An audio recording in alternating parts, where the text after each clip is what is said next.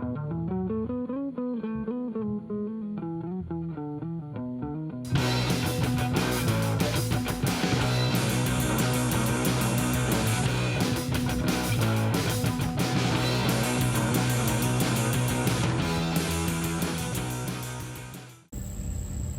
right, you've all seen the thumbnail. You already know what the Bronco looks like, but we're gonna take you back a little bit. As you can see, we're out here in the woods where we've got the original Bronco. This here is a 1966 Bronco Sport Utility. It doesn't have the top on it, but it has a little truck bed. It's kind of cute. Well, it will be cute. It's not really cute right now. It is cute, but this one's not cute. It's two separate Broncos at this point. They have a lot to rust. Let's go.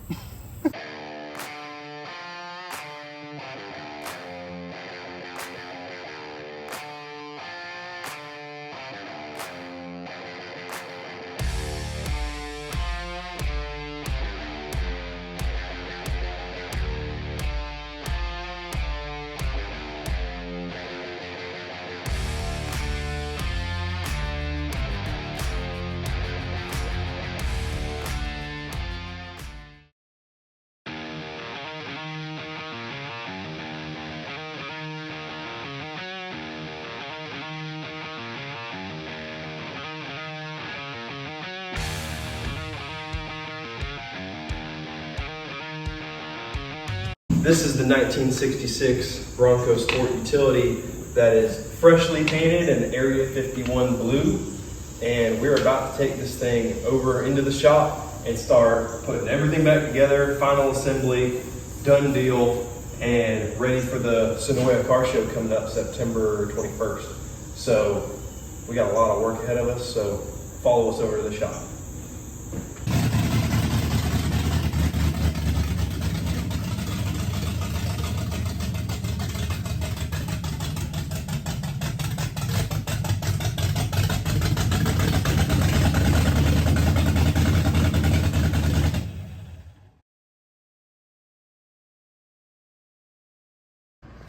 What's going on, guys? Been working on the 66 Bronco some more. Luke's under there doing something. I don't know what he's doing.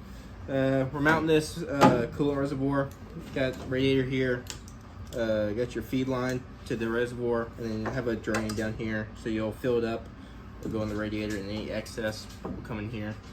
Right now I am cleaning up some wiring that goes to this fan and fan relay here. Had to put in a 40 amp fuse to make sure our circuit was protected, so just cleaning up some wiring.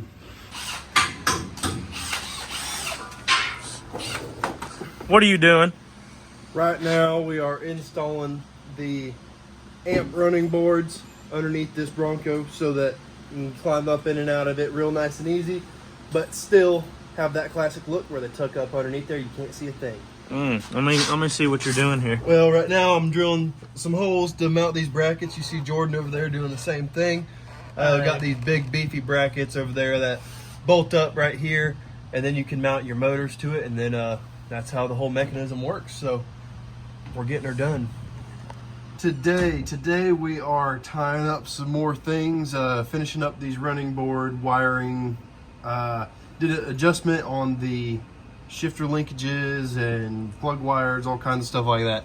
So we're just continuing along, and we're about to load it up on the trailer and take it over to the muffler shop and get those ran, because right now it sounds like a NASCAR, and it's a little loud. So we're gonna go get that taken care of here in just a few minutes, and then we'll get her back in here and keep going.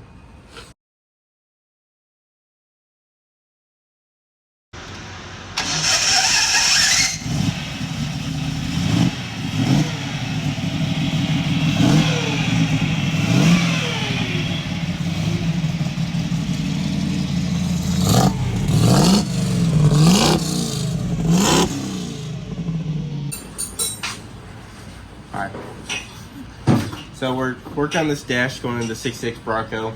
We got the defrost vents going in. These are the original ones from 66. I don't even know what they're made out of. Had to do a little bit of adjusting to get them to work with this new dash that's made for a 73 because of the AC and stuff that we're adding.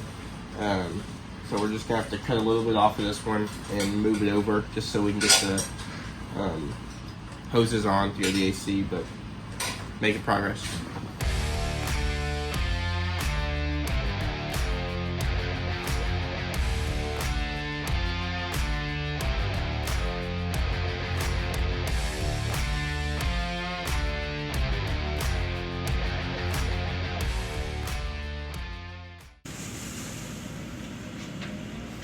This is butter. Look what we done. We just finished up installing the power windows, and Butter wants to show you how it works. So she says we gotta move this switch right here. Just a little quick press down. Nice and neat. Pull it up. Same deal. That's how you put power windows on your 60s Bronco.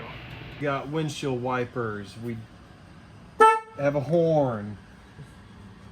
How does that?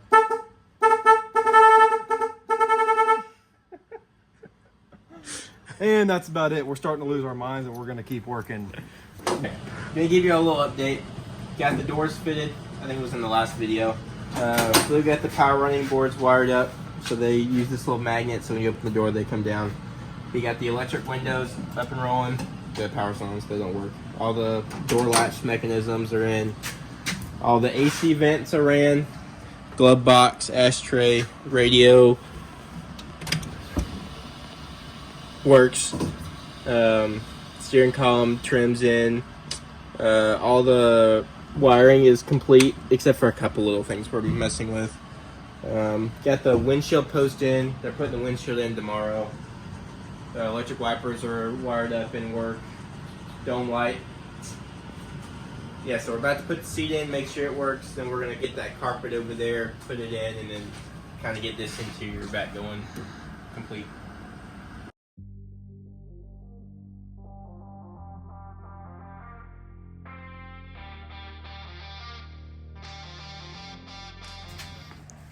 All right, we're getting really close to doing some final touches over here.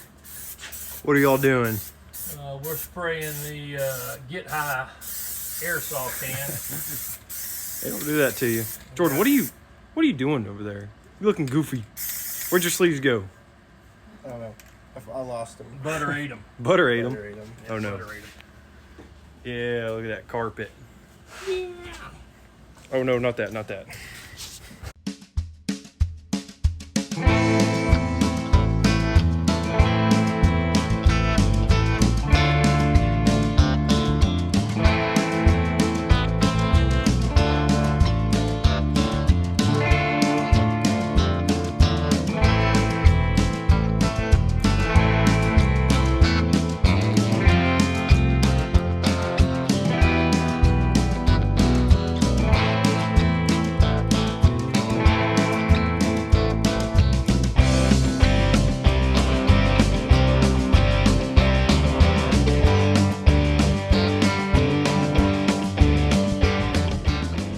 Alright, so as you can see, it looks a whole lot different than it used to sitting out back in the woods.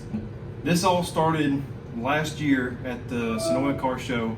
Mr. Tim and Miss Cindy stopped by and they spoke with us about Cindy's father's Bronco that she grew up riding around in, and how much it meant to her and how she wanted to kind of bring it back to life so she could relive old memories and ride around in her dad's Bronco.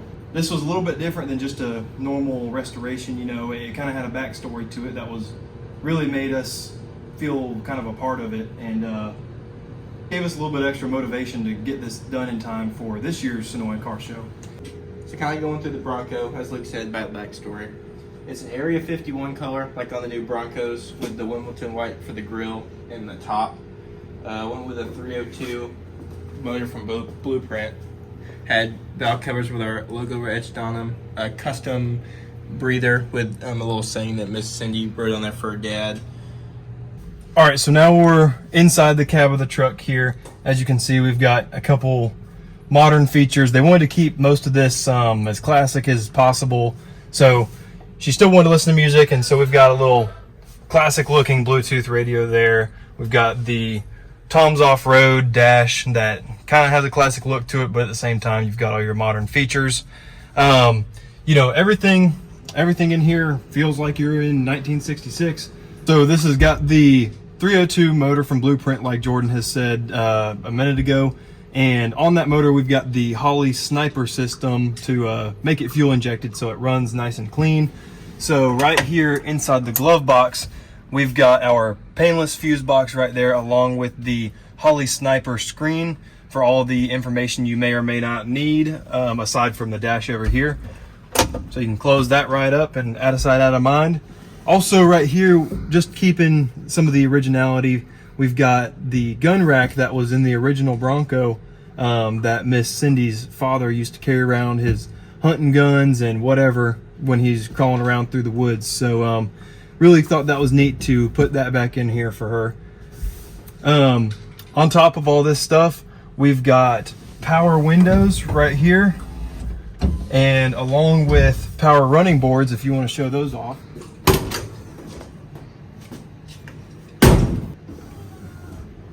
So just a couple really cool features. We've got an LED dome light in here for when it's dark.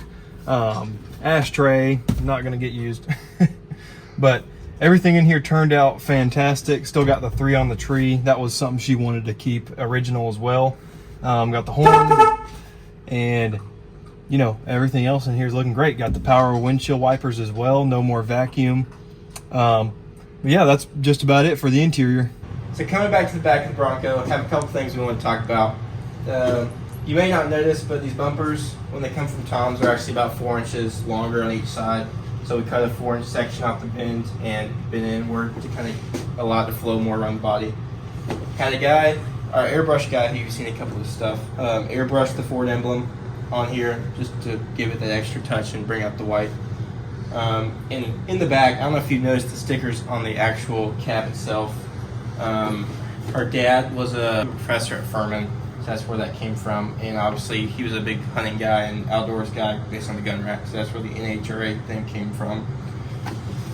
And just wanted to kind of bring together a couple of the aspects that she knew and how he would have driven it around.